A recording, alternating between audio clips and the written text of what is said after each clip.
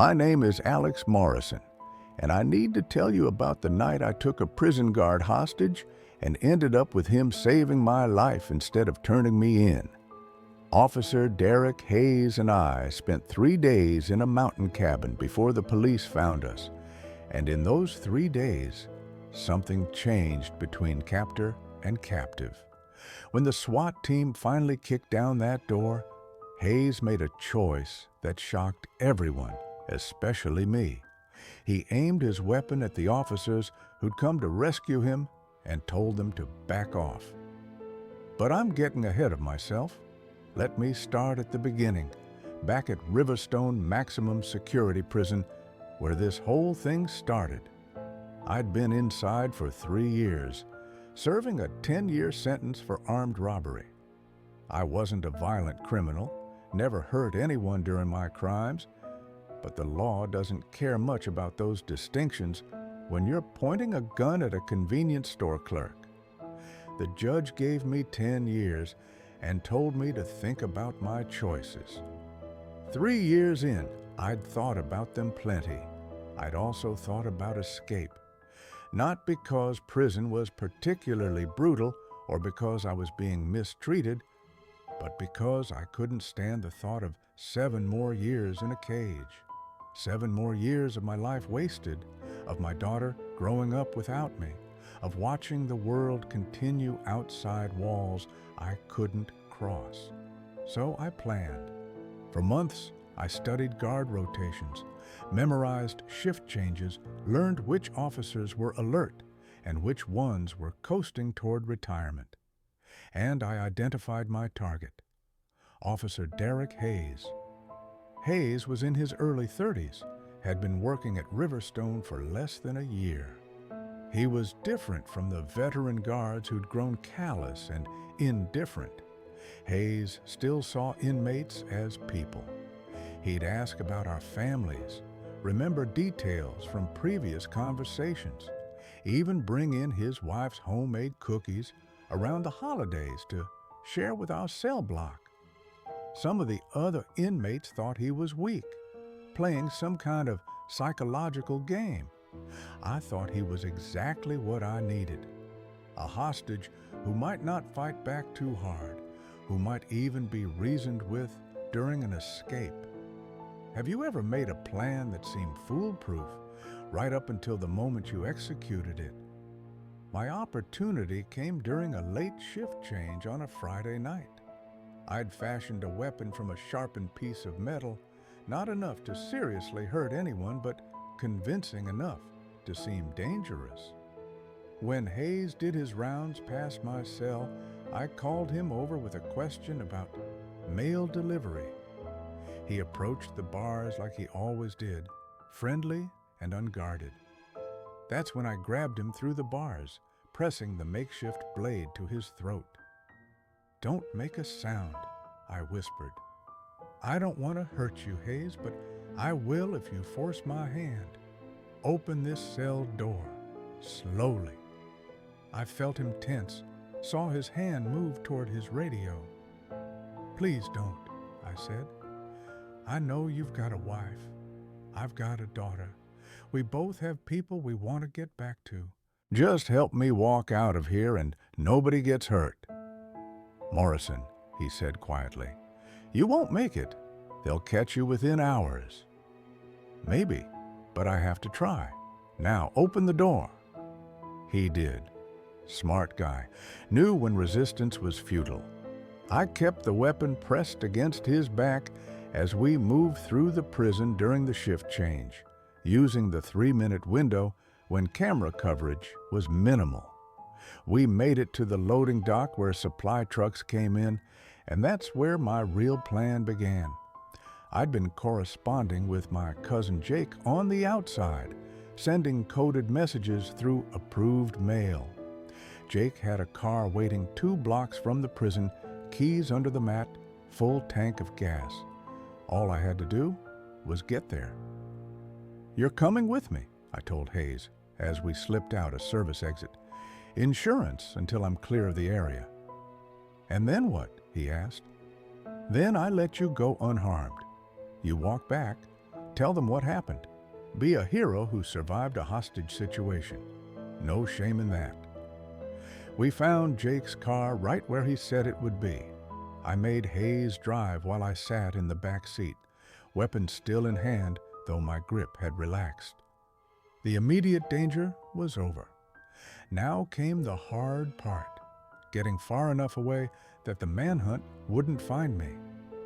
"Where are we going?" Hayes asked as he pulled onto the highway. "North, into the mountains. I've got a place."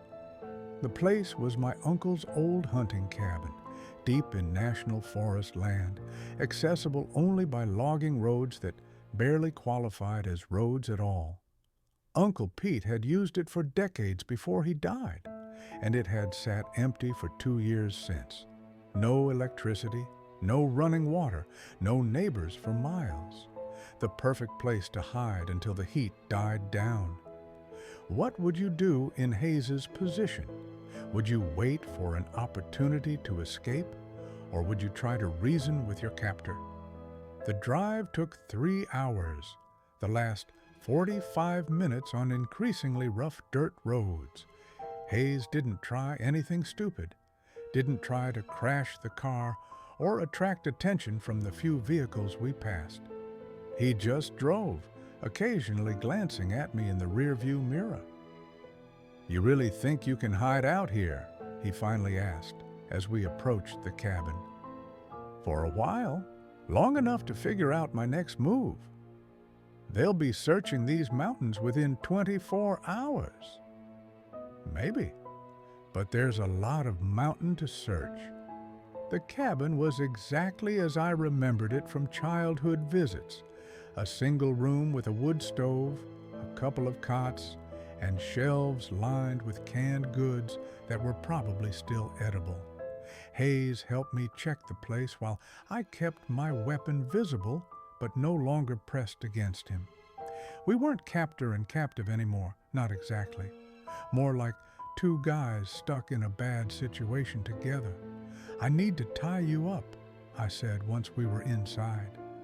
"Nothing personal, but I need to sleep eventually." "I understand," Hayes replied, which surprised me. Most people would protest, bargain, threaten. He just held out his wrists and let me bind them with rope I'd found hanging from a nail. That first night was tense. I sat by the door, weapon in hand, watching Hayes doze fitfully on one of the cots. Every sound from outside made me jump. Was that a search helicopter? A police vehicle? But as hours passed and nothing happened, I began to relax slightly. "Can I ask you something?" Hayes said around midnight, his voice cutting through the darkness. "What?" "Why armed robbery? You don't seem like the type." "Is there a type?" "Usually, yeah. Desperation, addiction, or genuine criminal intent. You seem like option 1. I didn't answer immediately. Something about the darkness, the isolation, the surreal situation made me want to talk. My daughter needed surgery. Insurance wouldn't cover it. I'd already emptied my savings, maxed out credit cards. The robbery was supposed to get me just enough for the procedure. Did she get the surgery? Yeah. My ex-wife's family paid for it once I was arrested, so I went to prison for nothing, really. The robbery didn't even need to happen." Hayes was quiet for a moment. "I'm sorry," he finally said. "Why?" "You didn't make the healthcare system broken.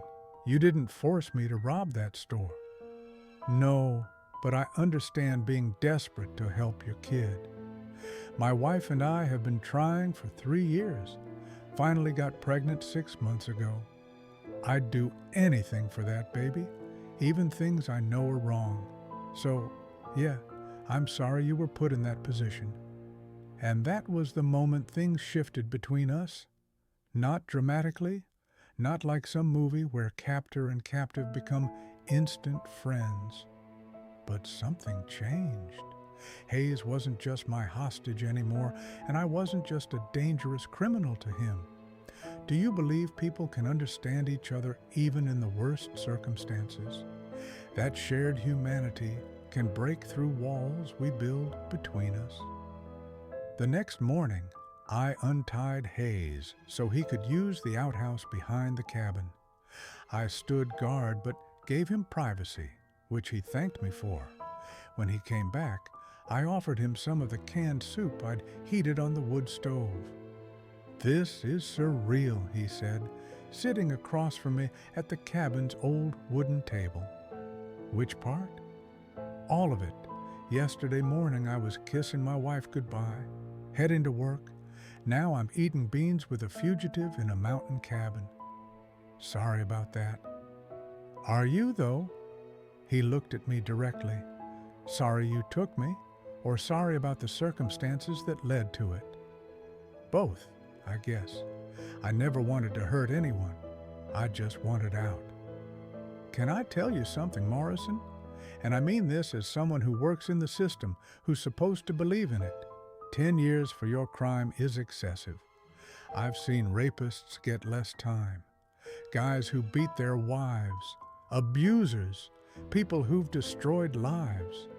You made one desperate mistake and they buried you for a decade." I didn't know how to respond to that. Guards weren't supposed to question sentences, weren't supposed to sympathize with inmates. But Hayes looked genuinely troubled, like this situation had forced him to confront contradictions he usually ignored. "The system is broken," he continued. "I've only been doing this for a year, but I see it every day. We warehouse people instead of rehabilitating them. We destroy families and communities, and then we wonder why crime keeps happening. And guys like you, who made one bad choice during a crisis, you get lumped in with actual predators and career criminals." "Why are you telling me this?" "Because I don't know if I want to go back." He said it quietly, almost like he was admitting it to himself for the first time. "My wife is pregnant. I'm about to be a father. And I go to work every day contributing to a system I'm starting to despise, locking people in cages who probably shouldn't be there, pretending justice is being served. When I go home at night, I shower, but I can't wash off the feeling of being part of something fundamentally wrong." We talked for hours that day about the justice system, about fatherhood, about the choices that define our lives. Hayes told me about his wife Sarah, how they'd met in college, how excited and terrified he was about becoming a dad. I told him about my daughter Emma, about missing her first words, her first steps, every milestone I'd heard about through brief phone calls and letters. By the second night, I'd stopped tying him up. He could have run any time. I slept eventually. Couldn't watch him constantly, but he didn't. We fell into an odd routine, like reluctant roommates more than captor and captive. Hayes gathered firewood while I heated meals. We played cards with a battered deck I found, betting imaginary money and laughing. We talked about everything, movies, places we wanted to travel, the lives we'd hoped to build. He told me about Sarah, how they'd met at college when he spilled beer on her dress.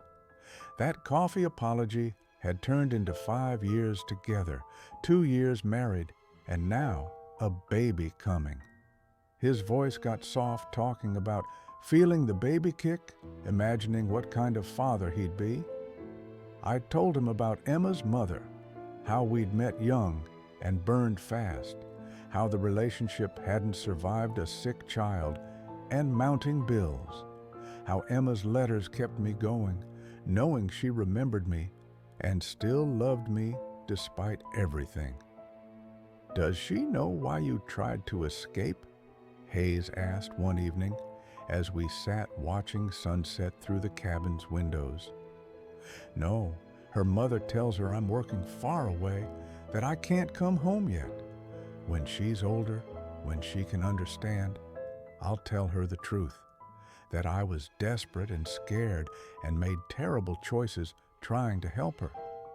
You're not a terrible person, Morrison.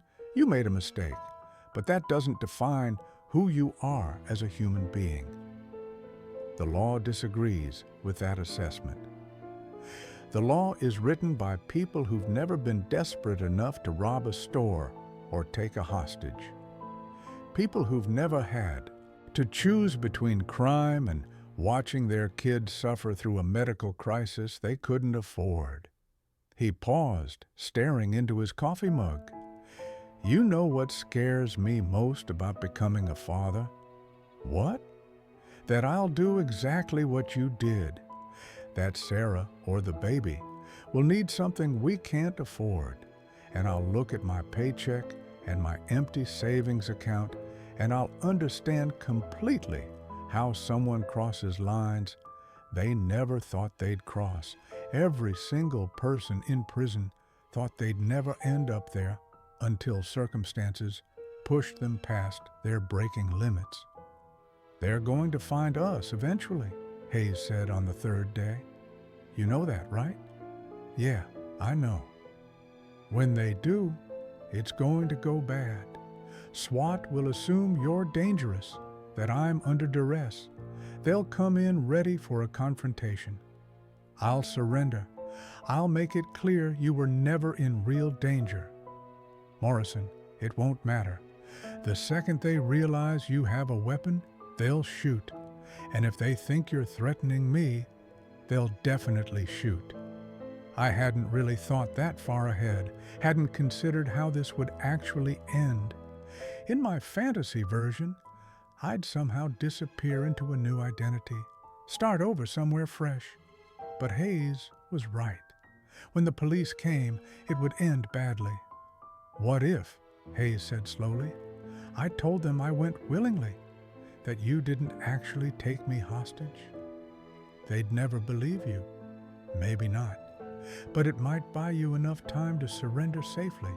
No sudden moves, no ambiguity about the situation. That night, as we sat by the fire, Hayes told me something I wasn't expecting. I've been thinking about turning in my resignation when we get back, he said, assuming I don't get fired for this whole situation.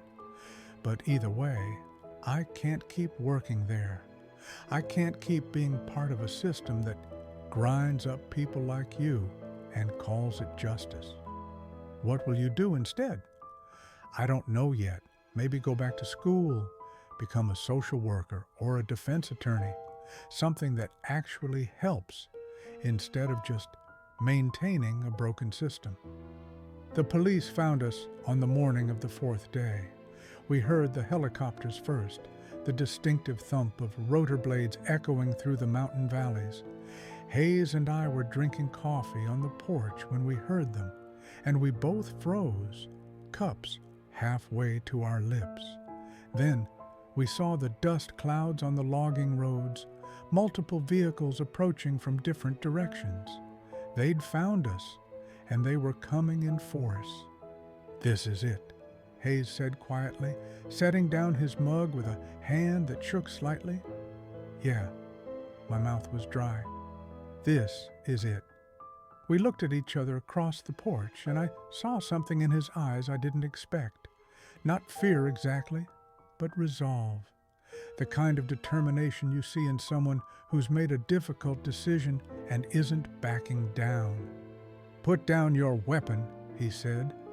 Right now, Morrison, whatever happens next, you need to be completely unarmed. I did, setting my makeshift blade on the wooden table between us.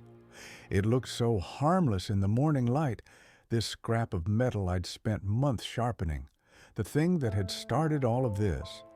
I pushed it toward Hayes like I was returning something I'd borrowed.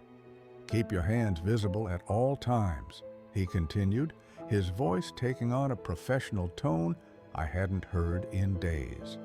When they call for you, move slowly. No sudden movements, no reaching for anything. Just hands up, clear compliance, no ambiguity. Hayes, I mean it, Morrison. These guys are going to be amped up, fingers on triggers, expecting the worst. You need to give them absolutely no reason to shoot. We walked to the cabin's front porch together as SWAT teams materialized from the tree line, weapons raised, tactical gear making them look like something from a war zone. More officers emerged from vehicles, creating a perimeter around the cabin. Someone started shouting through a megaphone, voice distorted and aggressive. "Alex Morrison, this is the state police. You are surrounded. Release your hostage and surrender immediately." I raised my hands high, fingers spread wide, trying to look as non-threatening as possible.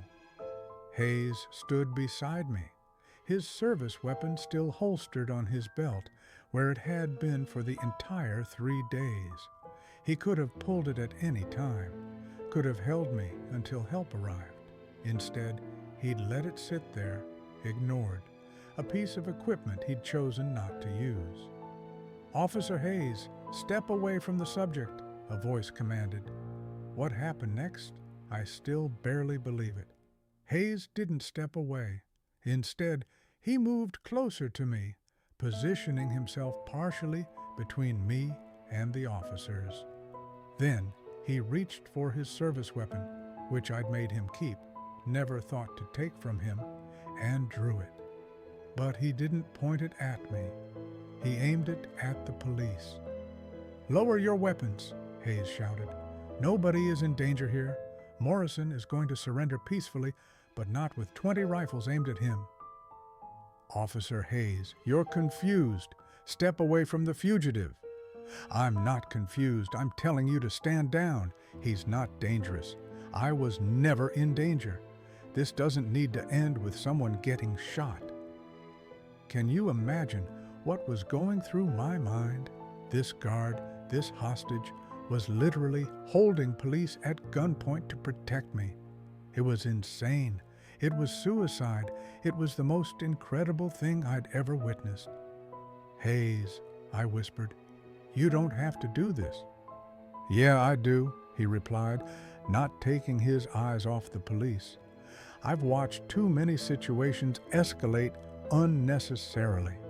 I've seen too many people get killed because everyone was too pumped up on adrenaline to think. This ends peacefully, or I'm going to have a serious problem with every officer here." The standoff lasted maybe 2 minutes, but felt like hours. Finally, a negotiator's voice came through the megaphone. "Officer Hayes, we're lowering weapons. Please lower. Yours as well. Let's talk this through."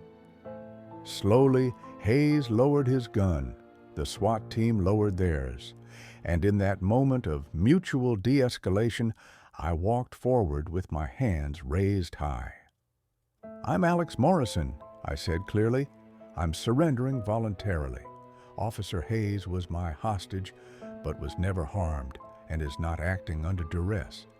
I'm unarmed and I'm surrendering." They tackled me anyway, zip-tied my wrists so tight they left marks for weeks. But Hayes was right, because he'd diffused the situation, because he'd forced everyone to slow down. I survived. No shots fired, no blood spilled, just a peaceful arrest. As they loaded me into a transport vehicle, I saw Hayes talking intensely with the officers in charge. He looked exhausted, stressed, maybe even scared of what he'd just done. But when our eyes met across the distance, he nodded once, and I nodded back. At my trial 6 months later, Hayes testified. Not for the prosecution like everyone expected, but for the defense. He told the court about our conversations in the cabin, about my concerns for my daughter, about how I'd treated him with respect and never intended violence. He explained how he'd come to understand the desperation that drives people to make terrible choices. The prosecutor tried to discredit him, suggested Stockholm Syndrome, or that I'd manipulated him, but Hayes stood firm. And when the judge asked him directly if he felt I deserved additional years for kidnapping and hostage-taking, Hayes said something I'll never forget. "Your Honor, Morrison made a mistake born from desperation. He took me against my will, yes, but in 3 days together, I learned more about him than I knew about inmates I'd supervised for months. He's not a danger to society. He's a father who made a bad choice during a crisis and has paid for it. Adding more time won't serve justice. It'll just be revenge. They still added 5 years to my sentence. 10 became 15. But it could have been 25 or life if Hayes hadn't testified, hadn't diffused that situation at the cabin, hadn't made the insane choice to aim a weapon at his fellow officers to protect me. Hayes resigned from the prison system 2 weeks after our arrest. Last I heard, he's in law school now, studying criminal defense. His daughter was born while I was awaiting trial. Sarah sent me a letter with a photo. They named her Emma. Do you think people can change? That circumstances can reveal who someone really is underneath their uniform or their prison number? I'm still here at Riverstone, but my perspective has changed. When new inmates arrive full of anger and defiance, I tell them about Hayes, about a guard who saw past my crime to the person underneath, who risked his career and possibly his life to protect someone society had labeled disposable. Sometimes the other inmates don't believe me. They think I'm making it up, that no guard would ever do what Hayes did. But it happened. I lived it. A prison guard aimed his weapon at police officers to save the life of his former hostage, and that action changed both of our lives forever.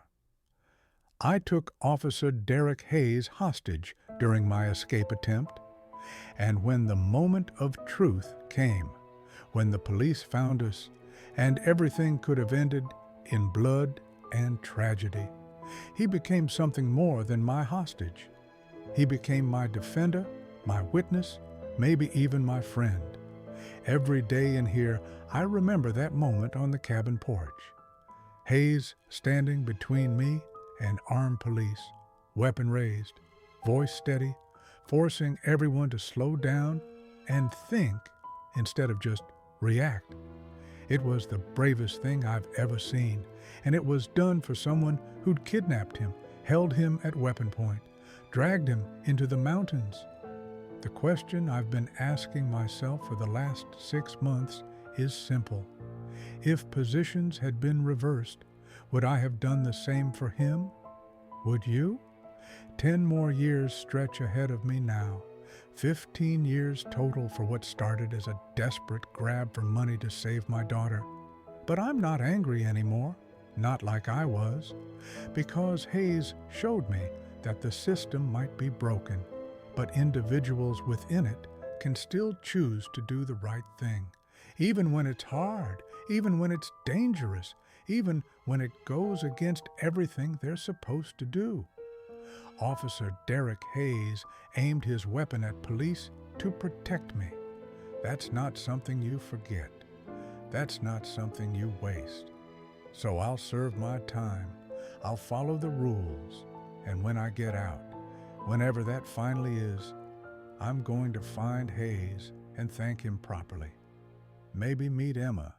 Tell her about the 3 days her father and I spent in a mountain cabin and how he taught me that empathy and courage still exist, even in the darkest corners of the justice system.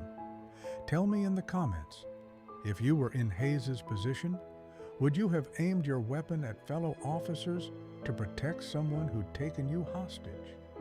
Because that's the choice he made, and I'm still trying to understand the kind of person who